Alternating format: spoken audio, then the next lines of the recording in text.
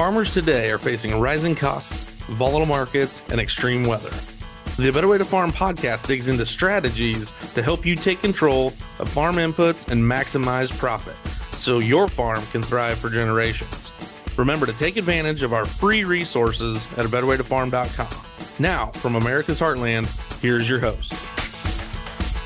Welcome back to the A Better Way to Farm podcast, where we improve yields and increase profits. Today, we got a fantastic episode. I'm here with a couple of my good friends, Chris and Mason. We got them together to kind of give an update and share their story a little bit. If you haven't heard who they are, where they're from, or what they do, how they've made this system successful, that's what we're here to talk about. So I'm going to start with my good friend, Chris, farmer from Southeast Iowa. But why don't you introduce yourself, Chris, better than what I could do for you, and just kind of tell the listeners who you are and kind of where you're from. Yep, glad to be here. So Southeast Iowa, so a little town called Milton, 7th generation farmer with our family. And so farming goes back a long time in our bloodline, and got started with A Better Way to Farm in 2016. So this is our 9th season. You know, the first year we started working with Rod, and he just approached us and was, kind of chatting a little bit and just wanted to know what we were doing, what our story was. Just started telling us a little about what he was involved with. Yeah. And, the main thing that I can remember was soil testing. We were not doing any kind of soil testing. We were a dry fertility program. In the spring, we would apply it ourselves. Yep. And we would use anhydrous ammonia in the spring, apply it ourselves. It just got me thinking, because first thing I did was I went to Fundamentals of Agronomy meeting in Ankeny, Iowa, and started learning there. And it just kind of started getting me asking questions. Why are we not pulling any kind of soil test? And why are we spreading the same fertility on every acre every year? And so started to dig into that a little bit and started to do our own soil test. I started doing that off the start. And that first year, we were not set up really with anything on the planter. So it was hard to trial any products, so to speak. Didn't have a sprayer either. We were hiring our spraying done. So we thought that a dry seed treatment would be a good start. And we did that on some acres and had some really good results. Visually, really was kind of the start of it. And so that was the first year. Second year, I pried on Dad. I was like, man, we need to get liquid on the planter. Right. Like, that is really intriguing to me. Yep. And this was where it really sold me for sure. But we have a Kinsey 2600 planter it's an interplant planter, right? So, you go to set up your planter and there's no guidebook to it. It's just, here's the stuff, right? And you go set it up. So you got to figure out where you're going to mount tanks, how you're going to run the lines, so on and so forth. So it was like the blind leading the blind at that point, right? Now, fast forward in this day and age, we have people that can help with that now. Yeah. But at that point, we did not. And so, or at least that I was aware of. And so that spring, we got the planter set up. But the issue was we got the back 8 rows plunked, and the weather broke, and it was time to go plant, and we were not waiting. We're going. So we had liquid on those back rows, but not on the front. So we got liquid on our corn that year. But when we lowered those front rows to plant beans, all we had was liquid on those back 8 rows. Yep. And we put starter down. And, 18-inch beans, I'm telling you, it looked like I had 36-inch beans that year, because we were still wide row at that time. And that was eye-opening for us, And so visually, it was like, there's something going on here, And so we just kept exploring that. I kept soil testing. Fast forward a couple years, we were still trying to evolve. We got our own sprayer. We were doing all that. Kind of did a little bit of foliar feeding. At that time, we didn't have a liquid sugar product, so we were buying in bulk bags and doing that. And it worked, but man, it was a struggle. Yep. And so we were starting to see some pretty drastic results. In 2018 was the last year we applied any dry fertilizer. Yep. And the reason why it took so long was because I was having a hard time getting my father and my grandfather on board that we didn't need to do that. And so now we're running those precision furrow jets, running high gallon starter, doing all the micronutrients, because in the beginning, we were just applying what we could in furrow and we were not taking care of the additional. Yep. And so once we moved to that and we really truly committed, that's where the big results started happening. The second thing that we did is we put 2x2 on the planter for our nitrogen. And that was a game changer. Yep. That is the Cadillac of nitrogen application early. we felt like for us anyways. And so after we started doing that, fast forward, we keep going. I am soil testing still every year because I still have dad in my ears saying, I don't know if we're doing the right thing, type of deal. And I was like, I'm going to prove it. I'm going to prove we're doing this. And so, like I said, we haven't applied any dry since 2018.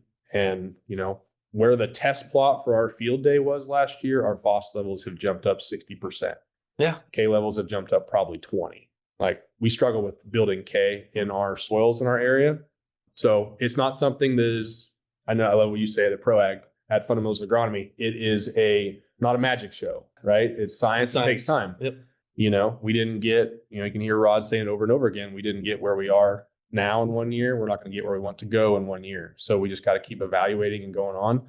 Last year, I could talk here all night. So to cut it a little short here, last year we beat our 10-year county average on corn by about 70 bushel. That's not bad. That's not bad. That'll pay some. That got the attention. The true seller was in 2023, the year before last year. We had major drought. We had 14 inches of moisture the entire year, and we still beat our 10-year county average by like 30 bushel. Yeah, that's insane. So that was the true seller for dad, where he was like, okay, we're doing something real here, So that gave us confidence this year, even in the struggling grain prices, what's going on in the ag industry right now. We were confident. Yep. So it's been good. Time has flown by, but it's awesome to meet all the guys and gals that are coming on the team now, and the future is super bright, I think. Yeah, it's been fantastic. And one of the cool things is to be able to meet guys like yourself, but also guys like Mason that's sitting here. And, Mason, I am blessed that I know your story as well. I consider myself, I know when I talk to Preston, we're like the OGs of A Better Way to Farm group. And it's cool to watch some of you guys come in and blow this thing up. And literally all it is phone call or a DM or something from social media saying, hey, I want to learn more. I'm trying to improve my yield or, put more money in my pocket or, whatever it is, you just reach out and now all of a sudden we're changing lives. So if you want to real quick, Mason, just introduce yourself and kind of like Chris did, kind of tell us a little bit about who you are, where you're from, and kind of build that story about, what brought you to A Better Way to Farm. And here you are 7 years later, just a guess, building something pretty spectacular. Yeah. So I grew up farming. We've farmed for generations when they come over from Germany in the 1800s. And so farming's always been in my blood, but it wasn't going to work on the family farm. Just wasn't the right age to take that over. So when I did want to farm, I had to basically start 100% on my own. My father-in-law helped me out, kind of get started, but basically started from scratch. And so what I did with that was just hit the easy button and leaned on the co-op to pull soil samples and give fertilizer recommendations, which was, each field was different, but yet we did the whole farm the same. Yep. And I thought, okay, well, whatever. And did a couple of years of that, and the yields were just not great. I mean, we were 80, 90 bushels, and it's like, well, that ain't going to work. And it was poor ground, but it just, that was corn or wheat. That was corn. And so we thought, well, a neighbor was using an all liquid program. Let's see what that can do. So we literally traded planters, went 100% into a liquid program, nitrogen and furrow and things like that. And we were in the 150s, 160s right out of the gate with that deal. And then next year, got a little better yet too. It's like, man, we're finally doing it, And so we were pretty happy with where we were at. It still wasn't great, but it was better. For that kind of ground, it wasn't bad. Yep. And so one day I saw an ad on Facebook there. This was in 2019. And, they were looking for an extra $13.56 an acre, reach out to A Better Way to Farm. Yep. So I did. And gentleman, Preston, he reached out and we talked a little bit. And it's like, I was actually trying to get it for free and he wouldn't do that. Right. but ended up, he come out to the farm and we, he bought some of the. Just a quick 5.5 hour drive from Preston's house to your house. Just a short drive. Spent the day with me there and we ordered a seed treatment to give it a try and tried that year and saw an 11 bushel difference. And I'm like, man, if one product can do that, what can this whole system do? Right. And I was, like I said, I was happy with where we were at, but I thought, well, I'm willing to try the next step. So we tried some sugars. That was kind of a weird deal at that time, but had good luck with that. That was just a dry at that time. Yep. and went to the infertile. Thought, let's try starter versus starter and see what we can do there. Yep. And we were seeing 18 to 28 bushel difference just with the starter. And I'm like, man, as much as I like these other guys, I'm going to have to go this direction. So we went all in with these guys. Yep. And haven't looked back since. That same farm, like I said, it's a poor farm. We've actually, the last 6 years, have had over 220 bushel of corn on that farm. That's nuts. And on some of the better farms that I'm renting now, I mean, they've been 100% liquid for 35 plus years. Yeah. At no dry whatsoever. We've really raised the bar on those guys. I mean, we're probably 40 or 50 bushels better on the better ground using this system. And just last year, we were playing around with the drone, trying different recipes and following the tissue test and trying some different things. And we saw a 16 bushel difference just with the drone. So there's a lot of really neat things we can do. Yeah. So I've been helping people kind of experiment with drones also. But yeah, no, it's really been a game changer. I really wish I would have reached out sooner with these guys and just kind of went in right away instead of dragging my feet for 2 or 3 years like I did. And instead of taking a look at a product that's made to cover 50 acres and only doing 25 acres the first year, maybe take a look at a little more. You got to remember, I paid full price for that. That's was true. Retail. I didn't spring for the wholesale, but so I had to kind of stretch that out and savor it a little bit. But right. Oh, definitely. Yeah. No, that was a pretty cool trial. It was really easy to do, and yeah, it's really been a game changer for us. Now, I love that you say game changer, because I'm going to step in and invite Chris. I'm going to invite you back into the conversation as well, because you both have built fantastic businesses. And yes, A Better Way to Farm, ultimately we want to help the growers achieve, whatever that goal is. Again, most of the time it's increased yield or improved profits, but mainly it's about putting money in your pocket so you can, make it the next year. And I know that that's going to be a big challenge for growers, even in 2025. But you guys have not only improved the returns on your own farms, but you've also helped other growers build successful businesses and be successful in their own operations. Kind of just, I don't care who wants to go first, but talk a little bit about those opportunities where you've actually been able to help other growers make their operations more successful because of what we do at A Better Way to Farm. Yeah, I know for myself, when we started working with Rod, I was actually still in college and I was following a different dream at that point. So when I got back home from college, Rod was kind of like, well, what are you going to do now? Yeah. Right. And so for our operation, we're about, for row crop, I'm talking corn and beans, we're about 530 acres or so. And so at that time, my grandfather was still alive. Also, my parents were involved, and then myself. You guys know how it is. The young guy comes back to the farm. He's got to go get the day job, right?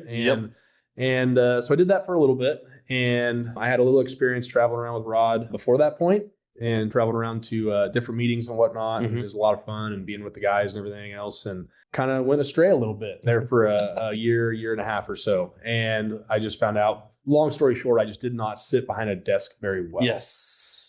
And when it was time to plant corn, you'd have to ask for time off and everything else and scheduling and whatnot. And that just did not work out well for us. Right. And so I wanted to get into something to where we knew the products worked really, really well. So, we started out as growers for a long time, 4 or 5 years before I ended up starting to say, okay, let's build a team, mm-hmm. And let's start showing other people just like me, people in what the situation I was in, how we can do this. Yep. And so started hanging out with the right people. Yep. And, the sky's the limit. I kind of had a goal that, looking back, was very, very small. Mm-hmm. And I guess, if I was to talk to that kid again, in the past, I would say, don't shoot so small. Right. And because the ceiling is really the limit. I know Mason will say the same thing, but we've been able to work hard. It hasn't been easy. Yeah.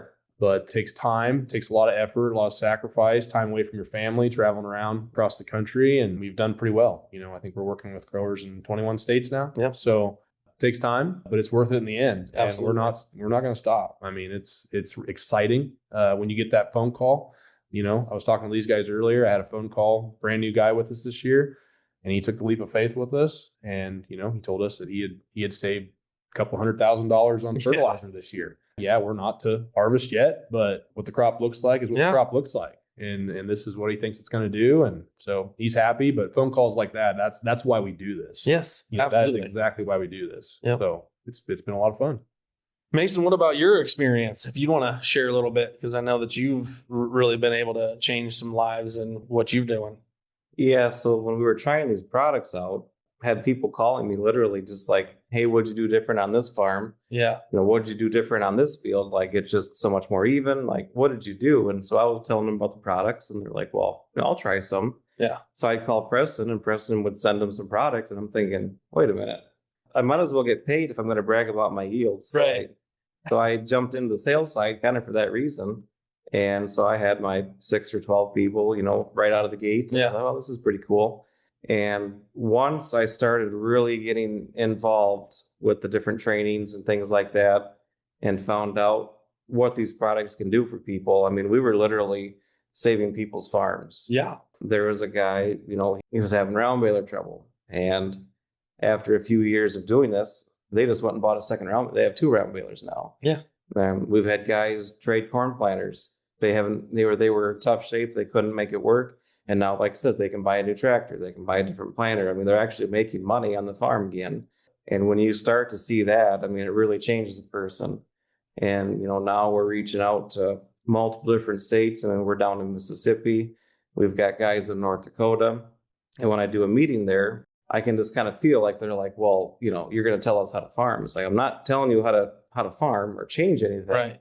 But there are different things that we can do to help you. And I'm confident because we're following a soil test that tells you exactly what your soil needs. It doesn't matter if you're in Mississippi, if you're in North Dakota or California, New York. That's how confident I am. We know it's going to work. If a soil test calls for it, Yep. we know you're going to get a response. Yes. Yeah. So that's why I'm very, very confident in this system and in these products. I mean, they're the highest quality products on the marketplace. We know that because we manufacture them, 100% in-house. There's nothing, we don't just pull up to a tap somewhere and say, well, we need some boron for this company and label it as that company. Right. It's literally our own. Yes. Yeah. Yeah. And I'm going to go back. Chris said this a little bit ago, but what we do is not magic, it's science. And that those are the calls that I love to get. Well, you guys, gosh, all you guys are from Iowa. Of course you can grow the greatest crop ever. And it's like, well, I appreciate that, but we work with growers in North Dakota growing 300 plus bushel corn, guys in New York, guys in, it doesn't matter where, Texas, Oklahoma, down south, Mississippi, those guys. I'm excited about what Robbie and those guys have going on down there, because again, just taking that soil test, looking at everything that's available and coming up with an efficient plan is how you maximize this. Again, it is not magic. It is literally based off of science. I absolutely appreciate that. Now, as we wrap this up, I know that we've got some events and some field days coming up. So I'm just going to give a shout out right now to, reach out to us. If you're looking for a field day to come check out what we do, reach out to A Better Way to Farm.